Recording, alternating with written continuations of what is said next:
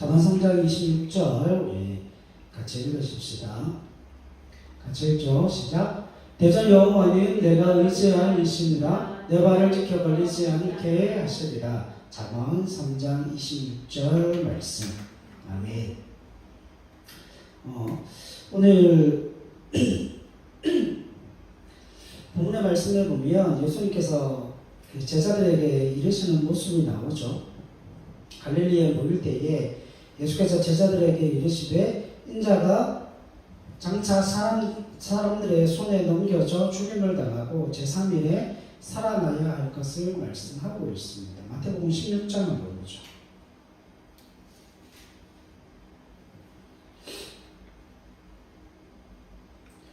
마태복음 16장 에서 이미 보게 되면 예수님께서 이미 제자들에게 말씀을 하십니다. 21절 말씀을 보십시오. 21절 16장 21절 이때로부터 예수 그리스도께서 자기가 예루살렘에 올라가 장로들과 대제사장들과 서기관들에게 많은 고난을 받고 죽임을 당하고 제3일에 살아나야 할 것을 제자들에게 비로소 나타내시니, 그러니까 예수님께서 지금 이미 예루살렘으로 올라가서 고난을 받고 죽임을 당하게 되어질 것을 말씀을 하셨어요. 그리고 마태복음 17장으로 가서 17장 22절로 23절에서 다시 한번 제자들에게 이게 두 번째로 예수님께서 예루살렘에 올라가서 십자가를 지고 죽을 것이라고 하는 그 말씀을 두 번째로 하시는 겁니다. 자, 오늘 이 이야기가 왜 중요한가 하면 요즘 TV에서 뉴스에서 저게 나와요. 이스라엘 군이 예수님의 십자가상을 거꾸로 해서 예수님 얼굴에 망치질하는 모습이 나오죠. 이스라엘 군인이 이제 그와 같은 일을 하는데 그들은 유대인이잖아요, 그렇죠? 그들은 유대인이기 때문에 그들에게 있어 예수님은 뭐가 아니에요. 그들에게 있어 예수님은 메시아가 아닌 거예요. 그들은 지금도 누구를 기다려요? 군사적이고 정치적인 메시아를 기다리고 있다라고 하는 겁니다. 자, 그러니까 유대인들에게 있어서 저들이 기다리는 메시아는 군사적이고 정치적이고 사회적으로 막강한 힘을 가지고 있는, 다시 말하면 저들의 소원을 해결해 주시는 해결사로 메시아를 기대하고 있었는데, 실제로 하나님께서 이 땅 가운데 보내신 그 예수님의 모습은 어떠합니까? 하나님께서 보내신 메시아 예수 그리스도의 모습은 어떤 겁니까? 볼품없고 힘없이 그저 십자가에 죽어간 실패자로 그들에게 보여질 수 있다라고 하는 것이죠. 자, 그러나 실상 가장 중요한 사실 한 가지는 그 예수님께서 십자가를 지심으로 말미암아 우리를 죄와 사망에서 해결하시고 우리를 묶었던 모든 사슬을 끊어주시고 멍에를 풀어주셨다라고 말씀을 하는 겁니다. 그래서 오늘 우리가 마태복음 17장 22절 23절에서 예수님께서 예루살렘에 올라가 제3일에 죽게 되어질 것을 말씀하시고 예루살렘에 올라가서 십자가를 지시고 죽으시고 3일 만에 부활하실 것을 말씀을 하시면서 오늘 이 말씀 가운데 굉장히 중요한 성경의 기준을 한 가지 발견할 수 있습니다. 자, 한 가지 질문을 드리죠. 여러분, 예수님께서 이 땅 가운데 오셔서 십자가를 지신 것, 예수님께서 십자가를 지신 것이 예수님께서 의도하지 않았고 어떤 일을 하다가 그 일이 틀어져서 예수님께서 십자가에 달려 죽으신 건가요? 그게 아니죠. 예수님은 처음부터 뭐 하러 오신 분이세요? 예수님은 처음부터 이 땅 가운데 십자가를 지러 오신 분이세요. 하나님께서 그 십자가로 말미암아 대속의 죽음을 죽게 하심으로 말미암아 하나님과 우리 사이에 있는 그 죄의 장벽을 허물어버리시고 그 죄의 장벽을 허물어버리심으로 말미암아 우리가 하나님과의 그 친밀함을 누릴 수 있도록 만들어 주시기 위해서 누가 오셨다는 거예요? 예수님께서 이 땅 가운데 오셨다는 것이죠. 그러니까 여러분 우리가 오해해서는 안 되는 한 가지가 무엇인가 하면 예수님께서 우리에게 복을 주시기 위해서, 예수님께서 우리를 잘 먹게 하시기 위해서, 예수님께서 우리에게 형통을 주시기 위해서, 예수님께서 우리에게 힘과 경제력과 사회적인 막강한 어떤 능력을 우리에게 허락하시기 위해서 이 땅 가운데 오신 분이 아니다라고 하는 거예요. 왜냐하면 왜 이 이야기를 먼저 드릴 수밖에 없는가 하면 오늘 우리가 살아가는 모습도 유대인들과 다르지 않습니다. 유대인들이 그 예수님의 십자가상을 거꾸로 땅바닥에 박아놓고 예수님 머리에 망치질을 하는 이유가 뭐예요? 그들에게서 예수님은 메시아가 아니기 때문에 그렇죠. 유대인들에게 있어 그들이 아직도 기다리는 메시아는 어떤 메시아인 거예요? 정치적이고 군사적이고 사회적으로 능력을 가지고 있는, 그래서 자신의 모든 억울함의 문제를 해결해 줄 수 있는 해결사로서의 메시아를 기다리고 있지만 정작 이 땅 가운데 오신 예수 그리스도는 그 문제를 해결하기 위해 이 땅 가운데 오신 분이 아니라 온 인류가 그 죄악 가운데 놓여져 있고 그 죄의 멍에를 지고 살아가는 그 인류를 위하여서 그 죄의 멍에를 벗어버리게 하시기 위해 이 땅 가운데 오셨다라고 하는 겁니다. 그러면 생각해 보세요. 우리가 하나님 앞에 기도할 때 우리가 경제적인 문제를 가지고 기도하고 또 정치적인 능력을 가지고 기도하고 우리가 어떤 힘을 달라고 어떤 능력을 우리에게 허락해 달라고 우리가 기도할 때가 있죠. 열심히 기도해야죠. 그런데 문제가 뭐냐면 그것이 전부인 양 생각하시면 안 된다는 거예요. 여러분 예수님께서 이 땅 가운데 오신 가장 중요한 목적은 우리에게 그 죄의 멍에를 벗어버리게 하시기 위해서 이 땅 가운데 오신 메시아지만 유대인들이 그 메시아를 받아들이지 않는 가장 중요한 이유는 자기들의 입맛에 맞지 않기 때문에 그래요. 많은 사람들이 그 이야기합니다. 교회에 나갔더니만 별거 없더라. 기도해 봤는데 별거 없더라. 그건 뭐예요? 그 교회라는 가치를 모르고 기도라는 가치를 모르는 거죠. 여러분 교회에 갔더니만 별거 없더라. 기도해봤는데 그 어떤 것도 일어나지 않고 기도해봤는데 뭐 아무것도 없더라. 별거 없더라. 그게 문제가 아니고 그가 교회 갔다는 것, 그가 기도했다는 것 무슨 의미를 담고 있어요? 무슨 의미를 담고 있습니까? 그가 죄의 멍에의 짐을 벗어버리고 하나님의 백성이 되고 하나님의 자녀가 되어짐을 통하여서 이 땅 가운데 오셔서 십자가를 지시고 대속의 죽음을 죽으신 그 예수 그리스도로 말미암아 죄사함이 누구에게 주어졌다는 거예요? 그에게 주어졌다는 의미를 담고 있죠.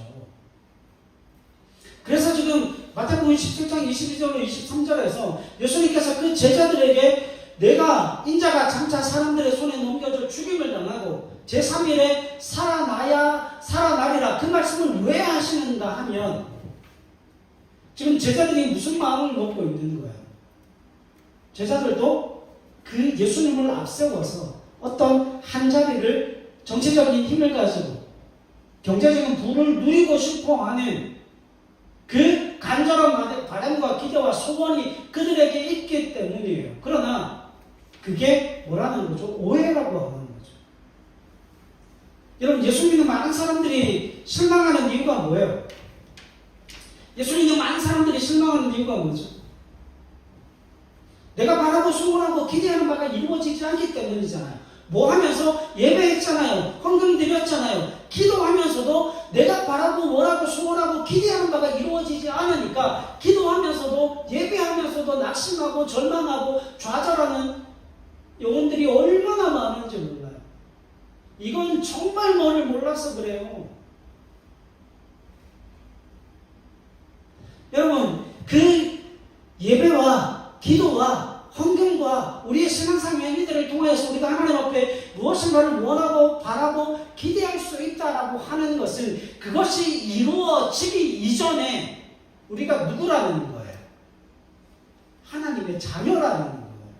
하나님의 백성이라는 거예요. 하나님이 그걸 위해 예수 그리스도를 우리 가운데 보내주셨다니까요. 그런데 우리는 예배 나온 것으로 감격하고 기도 드리는 것으로 하나님 앞에 기도를 올려드리는 것으로 기뻐하고 즐거워하는 사람들이 없어요. 자신이 하나님의 자녀가 되고 하나님의 백성이 되었기 때문에 예배하고 하나님의 자녀가 되었고 백성이 되었기 때문에 기도한다는 사실을 늘 잊어버리고 뭐만 생각하기 때문에 그래요. 그 예수님은 우리가 바라고 소원하고 기대하는 바를 이루는 해결사로만 생각하기 때문에 그렇다는 거예요. 자, 그러면 오늘날 예수 믿는 하나님의 사람들이 유대인들과 다를 게 있어요, 없어요? 유대인들과 다를 게 없지 않습니까? 여러분, 예배하다가 실망하고 기도하다가 낙심하는 가장 중요한 이유가 뭡니까? 원래는 예배 드리는 그 자체로 그가 구원받은 하나님의 백성이 되었다는 증거요 표이기 때문에 그것 자체가 기쁨이 되어야 하는 거예요. 여러분, 하나님을 알지 못하고 예수님을 믿지 않는 사람, 구원받지 않는 사람이 예배합니까? 안 하잖아요. 그런 사람이 기도합니까? 안 하잖아요. 그런데 희한하게 예수 믿는 사람들은 우리가 하나님의 자녀가 되어서 하나님을 알고 그분 앞에 나와 기도하면서도 기쁨이 없어요. 즐거움이 없어요. 왜 줄 아십니까? 우리가 유대인들과 다를 게 없다고요.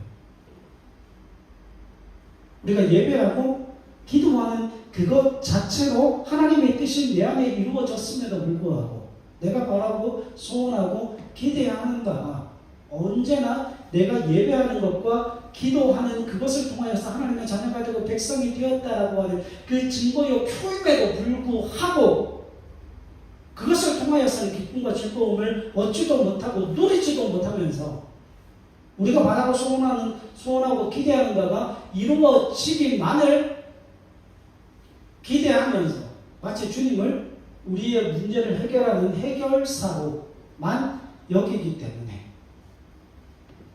우리의 믿음과 신앙에 문제가 생긴다라고 하는 것이죠. 그래서 여러분, 유대인들을 욕할 게 아니죠. 그들이 기다리는 정치적이고 군사적인 메시아라 오늘 우리가 기대하는 그 믿음을 통하여 이루고 싶어하는 그 믿음을 통하여 이루고 싶어하는 그것이 유대인들이 가지고 있는 그 정치적이고 군사적이고 경제적인 그 문제를 해결하는 해결사의 모습과 전혀 다르지 않다는 거예요. 그러나 분명히 기억하셔야 됩니다. 주님은 그걸 위해 오시지 않았어요. 주님이 이 땅 가운데 오신 가장 중요한 이유는 저와 여러분들을 하나님의 백성, 하나님의 자녀 삼으시기 위함입니다. 그래서 여러분, 예배하는 것 자체가 믿음이 연약해도 교회 나와서 앉아 있는 것 자체가 은혜요. 그것만으로도 복입니다. 하나님은 그것만으로도 칭찬하시고 하나님은 그것만으로도 네가 하나님의 자녀다. 네가 하나님의 백성이다. 그래서 너는 하나님께서 베풀어 주시는 그 은혜와 복에서 결코 제외되어지지 않는다. 선언하시고 선포하시는 하나님의 말씀을 기억하셔야만 한다는 거죠. 그러니까 여러분, 유대인들과 같이 정치적이고 군사적인 메시아를 기대하면서 우리를 죄악 가운데 건져 하나님의 백성, 하나님의 자녀가 되게 하시는 그분을 부인하잖아요. 우리가 우리의 욕심에 치우쳐서 예배하면서 낙심하고 기도하면서 좌절하는 이유가 거기에 있다는 거예요. 예배하는 것 자체가, 여러분, 예배하는 것 자체가 내가 하나님의 자녀라는 증거입니다. 기도하는 그 자체가 내가 하나님의 백성이 되었다는 증거입니다. 예수 믿지 않는 사람들, 다시 말하면 하나님의 백성, 하나님의 자녀 아닌 자들은 예배하지 않습니다. 기도하지 않습니다. 그러면 문제는 분명하죠. 문제는 분명합니다. 여러분 같으시면 어떻게 하시겠어요? 여러분 같으면, 여러분들이 하나님이라면 여러분들 앞에 나와서 예배하고 기도하고 울며 불며 부르짖는 하나님의 자녀들, 백성들, 그들을 돌아보지 않겠습니까? 여러분들이 하나님이시라면 어떻게 하시겠어요? 누가 더 사랑스럽겠습니까? 누구 편을 드시겠습니까? 당연한 것 아니겠습니까? 하나님의 자녀가 되었음을 예배로 증거하고 기도로 증명해내고 그 말씀을 지키고 따름을 통하여서 내가 하나님의 법 아래 사는 하나님의 백성입니다를 세상에 증거하는 그 하나님의 사람들 가운데 하나님의 역사가 일어나는. 그러니까 우리가 바라고 소원하고 기도하는 것 이전에 우리가 기도할 수 있는 것 자체가 우리에게 은혜요, 우리에게 복이라고 하는 거예요.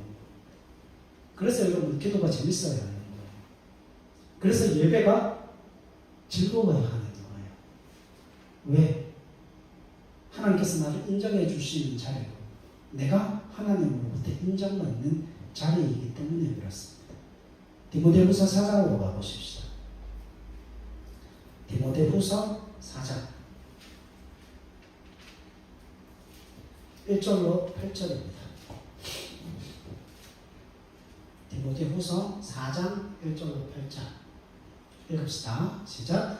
하나님 앞과 살아있는 자와 죽은 자를 심판하실 그리스도 예수 앞에서 그가 나타나실 것과 그의 나라를 두고 오매 명하노니 너는 말씀을 전파하라. 때를 어떤지 못 어떤지 항상 힘쓰라. 범사의 오래 청원과 가르침으로 경책하며 경계하며 원하라. 때가 이르리니 사람이 바른 교훈을 받지 아니하며 귀가 가려워서 자기의 사욕을 따를 스승을 많이 두고 또 그 귀를 진리에서 돌이켜 허탄한 이야기를 따르리라. 그러나 너는 모든 일에 신중하여 고난을 받으며 전도자의 일을 하며 내 직무를 다하라. 전제와 같이 내가 벌써 부어지고 나의 떠날 시각이 가까웠도다. 나는 선한 싸움을 싸우고 나의 달려갈 길을 마치고 믿음을 지켰으니 이제 후로는 나를 위하여 의의 멸류관이 예비되었으므로 주 곧 의로우신 재판장이 그날에 내게 주실 것이며 내게만 아니라 주의 나타나심을 사모하는 모든 자에게로니라.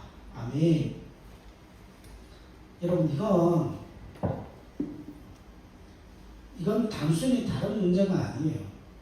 이건 내가 죽을 각오로 전도하고 내가 죽을 각오로 선교하고 내가 내 목숨을 내어놓고 무엇이 말을 했다라고 하는 그 장렬함을 이야기하는 게 아닙니다. 그것과는 전혀 달라요.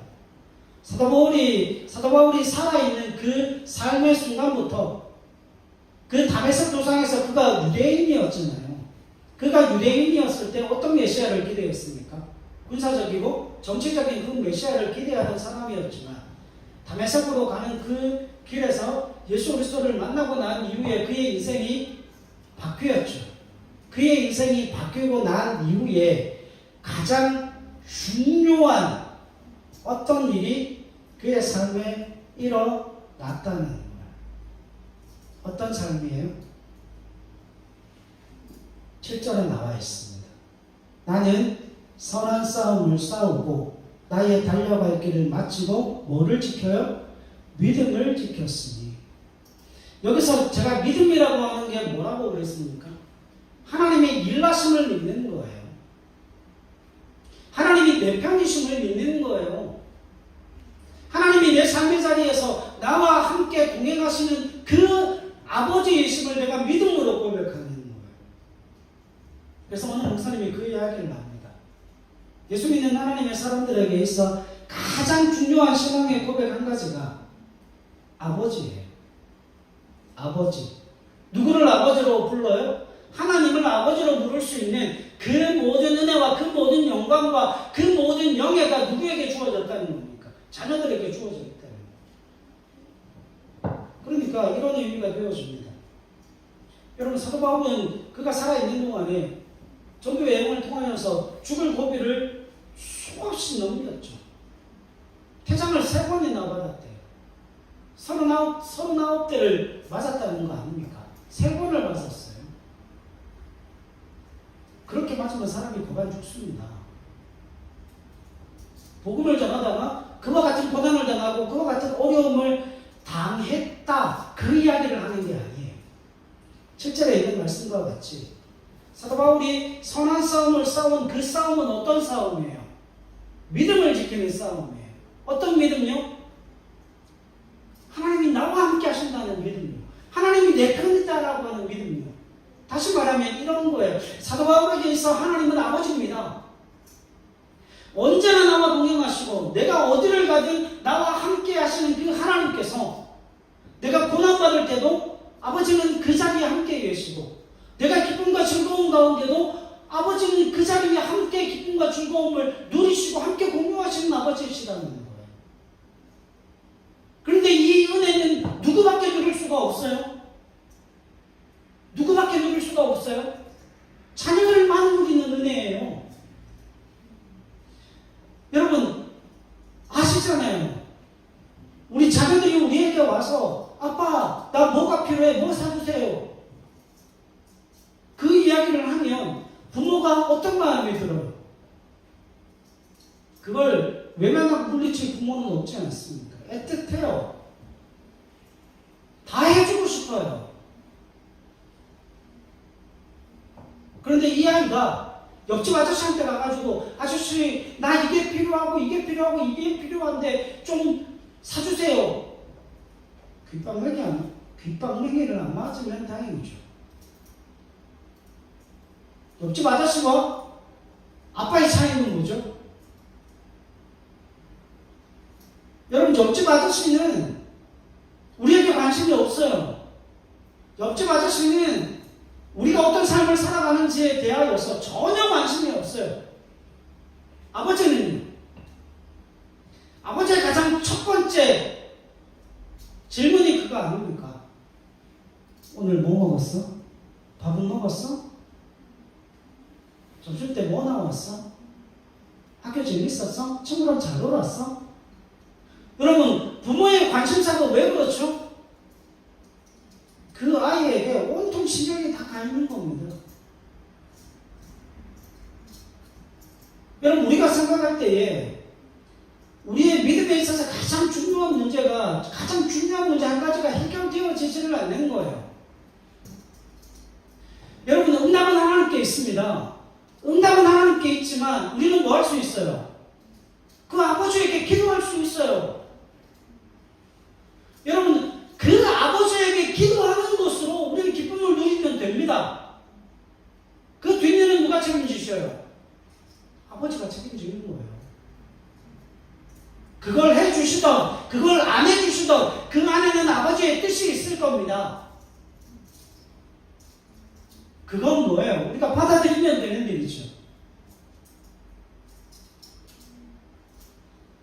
여러분 가장 첫 번째가 언제나 잊어버려서는 안 되는 한 가지가 하나님이 우리를 편드시는 이유가 뭔지를 기억하셔야 돼요. 그걸 날마다 마음에 되새기셔야 하는 거예요. 아버지셔. 근데 여러분 아십니까? 예수 믿는 하나님의 사람들이 따르고 섬기는 아버지의 모습이 다 달라요. 저한테 있어서 하나님은 굉장히 많이 열려 계신 하나님이시죠. 그러나 어떤 분에게 있어 하나님은 굉장히 엄격하시고 완고하신 하나님이세요. 그런 하나님을 섬기는 사람들도 많습니다. 그래서 때로는 매를 대시고 율법적으로 다가오시는 주님의 모습을 그들은 이야기해요. 예, 그럴 수도 있어요. 그러나 가장 중요한 사실 한 가지는 그겁니다. 그 주님이 어떤 경우에도 내 아버지이시기 때문에 나를 포기하지 않으신다. 그러니까 제자들에게 주님께서 말씀을 하시면서 기가 막힌 말씀을 하시죠. 병자들을 고쳐내시고 귀신을 쫓아내시면서 예수님께서 말씀하신 게 내가 너희들에게 그런 능력을 주겠다. 내가 너희들에게 그런 권세를 주겠다. 그 말씀을 하시는 게 아니고 뭐라고 말씀하십니까? 내가 십자가에 내가 예루살렘으로 올라가서 십자가에 죽을 거다. 그러나 내가 3일 만에 살아날 거다. 그러면 여러분 보세요. 제자들에게 가장 큰 관심사는 누가 크냐? 내가 주님으로부터 얼마만큼의 군사력과 경제력과 정치력을 뽑아낼 수 있는가? 그게 제자들에게 있어서 가장 큰 관심사였지만 주님에게 있어서 가장 큰 관심사는 뭡니까? 주님에게 있어서 가장 큰 관심사. 네가 내 아들이 되면 다 해결돼. 네가 내 딸이 되면 다 해결돼. 그 이야기예요. 여러분, 아버지가 가지고 있는 그 경제력은 결국은 누구의 경제력이 됩니까? 자녀들의 경제력이 돼요. 여러분, 부모의 사회적 지위는 누구의 사회적 지위가 되죠? 자녀들의 사회적 지위가 됩니다. 우리 아들이 군대 갔다 와서 그 얘기를 하더라고요. 그 주일날 교회에서 아이들을 봐주는데 그 아이들의 부모들의 계급이 다 있을 거 아니에요. 누구는 뭐 상사고, 누구는 소령이고, 누구는 대령이고, 뭐 그런 계급이 다 있을 거 아닙니까? 근데 희한한 게 아이들이 그걸 묻는데요. 니네 아빠 뭐야? 그래서 그 아이들 사이에도 서열이 정해진다. 그 녀석이 저한테 야단을 한번 맞은 적이 있죠. 군대 가서 애들 둘이 싸우고 있으면 부른대요. 이리 와! 니네 아빠 누구야? 니네 아빠 계급이 뭐야? 니네 아빠 계급이 뭐야? 그래서 계급 높은 놈한테 미안하다고 그래. 장난으로 그렇게 했다가 저한테 안서를 먹었죠. 여러분, 이게 우리가 지금 쉽게 웃으면서 그 이야기를 하지만 제자들에게 있어 제일 큰 관심사는 자신들이 그 주님으로 말미암아 어떤 지위를 받을 것인가에 대해서 가장 큰 관심사를 가지고 있고, 주님의 가장 큰 관심사는 그 지위는 문제가 아니에요. 너희가 하나님의 자녀가 되면 그 지위는 문제가 아니라는 거예요. 하나님의 자녀가 되면 하나님께서 가지고 있는 경제력이 너희의 경제력이 될 것이고, 하나님께서 가지고 있는 권세가 너희의 권세가 될 것이고, 하나님이 가지고 있는 그 아버지의 능력이 너희의 능력이 될 것이라 주님께서 말씀하시기 때문에, 주님은 그걸 이미 알고 계시기 때문에 뭐 하시는 거예요? 제자들에게 권능을 주겠다? 어떤 정치적인 힘과 능력을 주겠다가 아니라 내가 예루살렘에 올라가 십자가에 못 박혀 죽고 3일 만에 다시 살아나리라. 그래서 그 부활의 주님으로 말미암아 이 제자들이 어떤 사람들이 돼요? 하나님의 온전한 자녀가 되어지게 되는 거죠. 그래서 여러분, 잘 들으세요. 이제 결론인데, 여러분, 예수님께서 오병이어의 기적을 일으키실 때 예수님께서 돈을 가지고 계셨나요? 제자들이 그 5,000명을 먹일 만한 돈을 가지고 있었습니까? 그 돈을 가지고 있지 않았어요.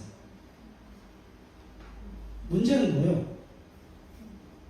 예수님이 그 한 어린아이의 도시락을 받아들고 불떡 5개와 물고기 2마리를 하늘을 향하여 우러러 축사하시고 나누어 주라고 말씀하여 주셨을 때 그 5,000명이 먹고 배부르고 12광주리가 남는 역사가 일어났다는 거죠. 능력이 더해졌다는 거죠. 그러면 그 오병이어의 기적을 통하여서 예수님은 뭘 사용하신 겁니까? 예수님은 뭘 사용하신 거예요? 하나님의 능력을 사용하신 거죠. 그 하나님의 능력이 어떻게 예수님을 통해서 드러나고 나타났을까요? 분명합니다. 주님에게 있어 하나님은 아버지이십니다. 그 그 친밀한 관계를 통하여서 그것이 이루어지지 않을 것이라고 하는 그 부정적인 생각을 단 1도 주님은 하지 않으셨다는 거예요. 왜요? 하나님의 사랑을 아시는 분이기 때문에. 그 하나님의 능력을 아시는 분이기 때문에. 여러분 보십시오. 하나님이 전지전능한 능력을 가지고 계시고 모든 것을 알고 계시는 그 아버지가 나를 자신의 목숨보다 더 사랑하시는 나를 위하여서 못해줄 게 뭐가 있습니까? 주님은 그걸 아셨다는 거예요. 그래서 여러분 보리떡 5개와 물고기 2마리를 가지고 우리가 기도한들 그 5,000명을 다 먹이겠습니까? 우리는 그렇게 생각하죠. 아니요. 주님은 능히 먹이실 것을 믿음으로 축사하셨어요. 왜? 하나님을 아셨기 때문에. 하나님의 능력이 주님의 능력이 되고 하나님의 그 사랑이 주님의 사랑이 되어 그곳에 있는 5,000명에게 흘러들어가는 거예요. 오늘 우리의 삶 속에 가장 중요한 문제는 그 주님으로 말미암아 우리의 문제가 해결되어지는 게 아니에요. 우리가 주님의 자녀가 되고 주님의 백성 되었음을 우리가 인식하고 그 자녀됨의 기쁨, 그 백성됨의 은혜를 깊이 깨닫고 감사하고 그것을 누리고 그것을 즐기게 되어질 때 하나님의 역사는 우리에게 자연스럽게 일어나는 은혜요 역사라고 하는 거예요. 여러분 그래서 이건 많이 배우고 적게 배웠고의 차이가 없어요. 여기에는 핑계가 있을 수 없습니다. 여기에는 핑계가 있을 수 없어요. 하나님과 나 사이에 그 예수 그리스도로 말미암아 하나님과의 친밀함을 누릴 수 있는 은혜가 우리에게 주어졌음에도 불구하고 우리가 하나님의 자녀됨의 기쁨, 하나님의 백성으로서의 그 예배와 기도와 우리의 삶 속에서 우리의 삶의 현장에서 그 믿음을 지키며 살아가는 그것이 우리의 기쁨과 즐거움이 되어지지 못하기 때문에 왜 그것이 우리의 기쁨과 즐거움이 되어지지 못하죠? 우리가 욕심으로 주님을 숨기고 있기 때문이 아닙니까? 그 주님을 내가 가지고 있는 그 문제를 해결하는 해결책으로만 그 주님을 사용하고 있지는 않습니까? 그 믿음을 그렇게 사용하고 있지는 않습니까? 그래서 여러분 유대인들이 가지고 있는 현실적인 그 믿음과 우리가 가지고 있는 그 현실적인 믿음이 다르지 않다는 거예요. 그래서 오늘날 수많은 오해들이 발생하게 되고 그 오해들이 그렇게 빚어짐으로 말미암아 정상적인 신앙생활을 해나갈 수가 없는 겁니다. 교회 다니기가 그렇게 힘들고 예배가 그렇게 힘들고 기도가 그렇게 힘든 이유가 거기에 있어요. 여러분 예수 믿지 않는 사람들은 기도하지 않습니다. 예배하지 않습니다. 하나님의 자녀가 아니기 때문이에요. 우리는 자녀이기 때문에 예배하고 기도합니다. 그런데 그것이 하나님께서 예수 그리스도를 이 땅 가운데 보내신 목적이라고 하는 거예요. 그 목적이 우리 가운데 이루어졌어요. 그 목적이 우리 가운데 이루어짐으로 말미암아 우리는 하나님을 아버지라고 부릅니다. 그 하나님이 우리의 아버지가 되시는 것, 우리의 연약한, 우리의 부족한, 우리의 모든 결핍들이 주님의 충만함, 주님의 넘침, 주님의 그 부요함이 이제는 우리의 충만과 넘침과 부요함이 되어지게 하시는 그 사랑이 이미 우리에게 주어졌다는 겁니다. 문제는 그걸 어떻게 누릴까를 고민하셔야 하는 겁니다.